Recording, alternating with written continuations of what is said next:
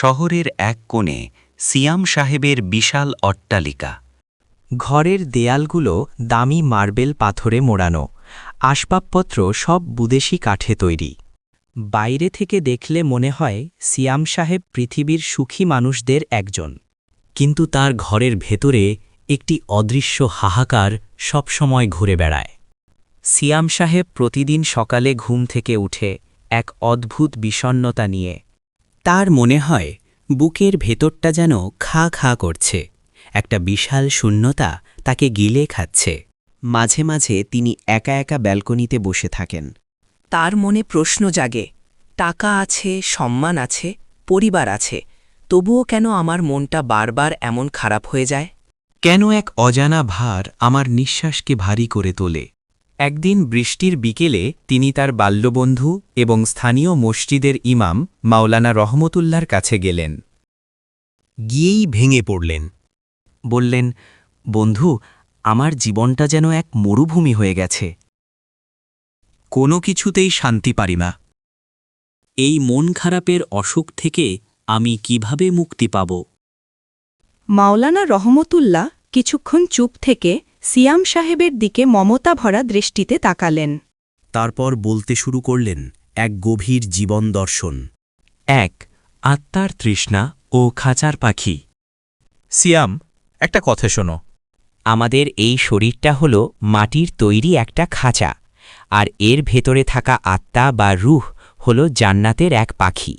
আমরা যখন এই খাঁচাটাকে সাজাই, দামি খাবার দেই, দামি কাপড় পরাই, তখন আমাদের শরীরটা আরাম পায়। কিন্তু ভেতরের সেই পাখিটার খাবার কি? পাখিটার খাবার হল আল্লাহর জিকির, সিজদা আর তার সাথে গভীর মহব্বত। তুমি তোমার শরীরকে সব দিয়েছ, কিন্তু তোমার আত্মাকে কিচ্ছু দাওনি। এই আত্মা বা রূহ যখন অভুক্ত থাকে তখনই সে ছটফট করে। আর সেই ছটফটানিটাই তোমার কাছে মন খারাপ বা ডিপ্রেশন হিসেবে ধরা দেয়। 2. কুরআনের সেই অমর বাণী। মাওলানা সাহেব কুরআন শরীফের একটি আয়াত তিলাওয়াত করলেন। জেনে রেখো, একমাত্র আল্লাহর জিকির বা স্মরণেই অন্তরসমূহ প্রশান্তি লাভ করে। সূরা আর-রাদ, আয়াত 28। তিনি ব্যাখ্যা করলেন, সিয়াম, আমরা যখন আল্লাহর কথা ভুলে যাই তখন দুনিয়াটা আমাদের ওপর চেপে বসে। আমরা তখন ছোট ছোট না পাওয়া নিয়ে হাহাকার করি। কিন্তু যখন আল্লাহর সাথে সম্পর্ক গড়ে তুলি তখন দুনিয়ার কোনো অভাবই আর আমাদের মন খারাপ করতে পারে না। কারণ তখন আমাদের কাছে আল্লাহ থাকেন, যিনি পৃথিবীর সব কিছুর চেয়ে বড়। 3. গুনাহের মরিচা ও তওবা। জানো বন্ধু, মাওলানা সাহেব বলতে থাকলেন, মাঝে মাঝে আমাদের ছোট ছোট ভুল বা গুনাহ আমাদের মনের আয়নায় মরিচা ফেলে দেয়। যেমন একটি আয়নায় ধুলো জমলে চেহারা পরিষ্কার দেখা যায় না, তেমনি গুনাহ জমলে মনের ভেতর নূর বা আলো ঢুকতে পারে না। এই অন্ধকারটাই বিষণ্ণতা তৈরি করে। এর জন্য ওষুধ হল ইস্তিগফার বা ক্ষমা প্রার্থনা। তুমি যখন বারবার আস্তাগফিরুল্লাহ পড়বে তখন তোমার মনের সেই মরিচাগুলো পরিষ্কার হতে শুরু করবে। 4. দুনিয়াকে মুঠোর ভেতর রাখা, হৃদয়ে নয়। মাওলানা রহমতুল্লাহ সিয়াম সাহেবকে একটি চমৎকার উদাহরণ দিলেন। তিনি বললেন, নৌকা যতক্ষণ পানির ওপর থাকে ততক্ষণ সে চালে, কিন্তু পানি যখন নৌকার ভেতর ঢুকে পড়ে তখন নৌকা ডুবে যায়। দুনিয়াটাও তেমনি পানির মতো। তুমি দুনিয়ার প্রাচুর্য তোমার মুঠোর ভেতর রাখো, কোনো সমস্যা নেই, কিন্তু একে কখনো তোমার হৃদয়ের ভেতরে ঢুকতে দিও না।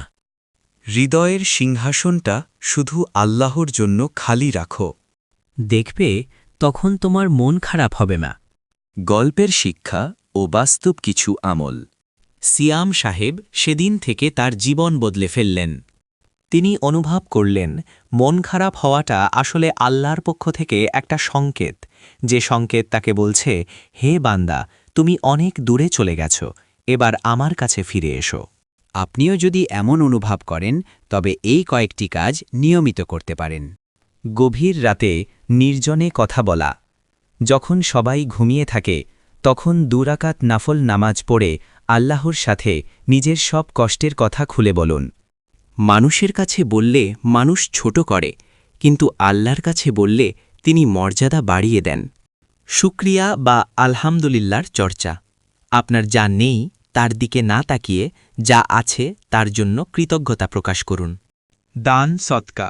যখন মন খুব খারাপ থাকবে কোনো এতিম বা অভাবী মানুষকে সাহায্য করুন। অন্যের মুখে হাসি ফোটালে নিজের মন অলৌকিকভাবে শান্ত হয়ে যায়। অজুর সাথে থাকা। অজু মনের অস্থিরতা দূর করে এবং শয়তানের কুমন্ত্রণা থেকে বাঁচায়। আপনাদের কোনো গল্প থাকলে কমেন্ট করে দিন, আমরা সেই গল্প নিয়ে ভিডিও বানাবো ইনশাল্লাহ।